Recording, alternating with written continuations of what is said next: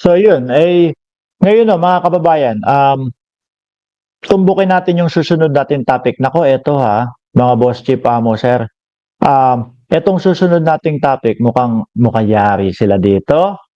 Bakit to, mga kababayan? Mukhang yari ho sila dito, mga boss chief amo, sir. Saan ba yun? Um, eto oh, si Bronner ho. Si General Bronner ho, mga kababayan, nagsalita na. Ano ho ang sinasabi? Kung hawak nila si Gutesa or kung ang mga active, no, na mga kasundaluhan natin ang may hawak o nagpoprotekta kay Gutesa, mukhang may kalalagyan ho sila dito, mga boss. Bakit to? Ayan, sabi pag nalaman natin, no, na nandun nga sa mga aktibong miyembro ng Armed Forces si Gutesa, pwede nating bigyan ng utos itong mga active service member na ilabas si Gutesa. Alam nyo, mga natatakot na ho yan Marcoleta, Gutesa, Mike Defensor. Tingin ko, sama-sama na yan mga yan. Kinakabahan ho. Bakit, mga kababayan? Kinakabahan kasi mukhang meron silang mga kasong posibleng kaharapin ho. Oo. No, mukhang meron silang kasong posibleng kaharapin. Yung Gutesa lang Yung pagsumpa ho, mga bossing, under oath ka, tapos kasinungalingan lahat ng sinasabi mo, yari ka. Perjury ho may kulong ho yan, mga boss. Kay Marcoleta, kung alam niya talaga at isa siya sa nagpalabas diyan kay Gutesa, mga kababayan, may kalalagyan. Baka pinakamababa niyan, disbarment ho ni Marcoleta. Mga bossing. Di ba? Yung falsifikado. Na notaryo. Nako, madami hong kakaharapin yan. At ang kinatatakot niyan, mga boss chief amo, sir, dahil nga si Gutesa sumablay na nung una. Diba? Sumablay na ho nung una, mga kababayan. Ngayon, kabado na ho yan. Ako, pag hinarap natin si Gutesa na naman, tapos sumablay na naman, lalo na tayong pagtatawanan ng mamamayang Pilipino. Oo. Ho ba, mga boss chief amo, sir, ano yung mga pinagsasabi ni Gutesa nung siya ay nando sa Senado? Puro sablay ho. Nagkukwento nga, 46 maleta daw ho, yung kanilang bitbit. At yung 46 na maleta, iniyakyat daw ho kung sa pang ilang floor. At tapos binaba din, kasi hindi, yung 35, hindi naman daw ho kay Saldico. Yung mga ganong kasinungalingan, mga kababayan, diyan ho sila sasablay. Ano? At tingin ko, mayayari, maano pa ho, mga boss chief amo, sir, yung mga nagtatago sa kanya, yung mga active na mga militar, mayayari din yun. Baka meron din pong kaharaping kaso yun. Kaya kung meron man, yung totoo, na nagtatago kay Gutesa, hindi. May mga bisita na po kasi, mga kababayan. Pasensya na ho. Tawag dito, yung mga nagtatago kay Gutesa, malamang yan. Meron kayong kalalagyan. Pero baka mamaya si Marcoleta, baka mamaya si Defensor lang ang nagtatago dyan sa mga yan. Kinakabahan lang hong palayain. Ipakita sa inyo di ba? Yan lang yan. No, sila lang yun. Alam nila yan. Sabi dito, sa tingin naman po natin, kung pinoprotektahan lang siya because of threat to his life. Diyos ko po, maniwala ka dun. Maniwala ho kayo dyan. No? Biruin nyo ho, mga boss. Kung ako si Martin Romualdez na tinutukoy nila na magbabayad ng 5 milyon para sa ulo ni Gutesa, para lang ho ako nagtapon ng 5 milyon. Bakit? Kung kayo nga ho, pinagtatawanan nyo si Gutesa sa mga pinagsasasabi niya O, di ba? Ano nakasalaysay doon sa sinasabi niya? Nakasalaysay, sabi niya is, ganito. Ano tawag doon?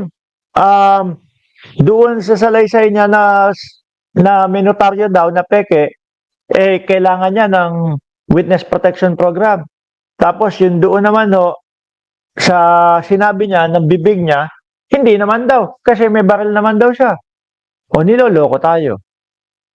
Falsus unos. Falsus omnibus. Isa mali, mali na lahat, mga bossing. Dalawa, ang dami ng mali. Oh, di ba? 5 na yata ang mali. Una, notaryo, mali. Pangalawa, yung sinasabing hindi na kailangan ng witness protection program pero meron kailangan pala. Pangatlo, ano pa yung isa sinabi pangatlo? Yung inakyat daw yung 46 na maleta tapos binabad. Kalokohan ng putik na yan. Pang-apat, dineliver daw nila yung mga pera doon sa bahay ni Martin Romualdez na under construction. Sira ang tuktok nung magpapadeliver. Ano yun? Bibigay doon sa mga construction worker? Hali ho ba? Ano pa? Madami pa pong iba. May makikita tayo, may nagsasign doon sa likod, gumaganong-ganon. No? Kaya isa din ho yan, kaya hindi yan makapunta o nakapunta mga kababayan doon sa DOJ. Kabado ho yan. Bakit? Kasi nga baka tanungin siya. Ano po? Baka tanungin mga boss chief mo, sir, na sige nga, pwede ba pakiulit mo ito? Oh. Sige nga, pwede ba sabihin mo ulit itong mga sinalaysay mo dito? Oh, di ba? Oh. Hindi niya mauulit 'yun. No, hindi kayang ulitin ho, mga bossing. 'Yun ang mga kinatatakot niyang mga 'yan. Tsaka ayan ang gulo na po nung naratibo nila. Si Marcoleta, may 5 milyon nakapatong sa ulo. Si Defensor, itinatago ng Marines. Nagsalita yung Marines, hindi naman daw ho. Walang katotohanan. Tapos papaniwalaan pa. Unless kung kayo ay DDS. DDS means uto-uto.